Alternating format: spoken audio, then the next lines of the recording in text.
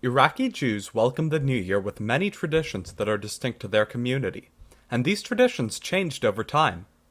On the eve of Rosh Hashanah, some would go to synagogue while others would head straight to a family gathering. Those at synagogue might hear Little Sister, a prayer sung in the Iraqi and some other Middle Eastern communities about the suffering and exile.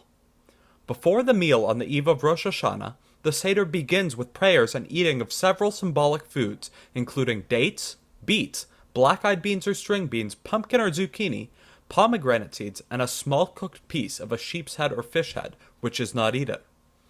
Each food has its own specific meaning. The Arabic word for some items is related to the prayer said about it.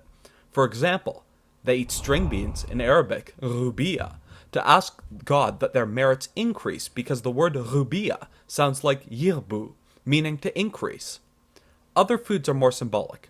For example, Iraqis ask that they may be as full of mitzvot as the pomegranate is full of seeds, and include the head of the sheep in hoping that they may be the head and not the tail. Instead of apples and honey, some Iraqis would eat apples soaked in rosewater and cardamom instead, and others would make sure not to eat anything salty, sour, or spicy to ensure a sweet New Year. Some Jews would wake up early and avoid sleeping during the day to make sure that luck did not sleep on them during the year. The early part of Rosh Hashanah was spent at the synagogue, hearing the traditional Iraqi prayers. Men dressed entirely in white, even the shoes, to hear the sound of the shofar.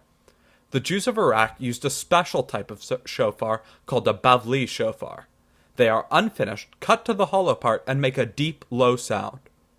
After synagogue, and in the days that followed, were such a busy time for Iraqi Jews.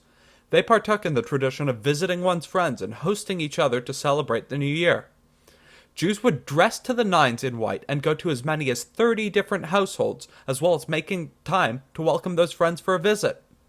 These Rosh Hashanah traditions continue in many homes and synagogues around the world today, and will carry on for many generations to come.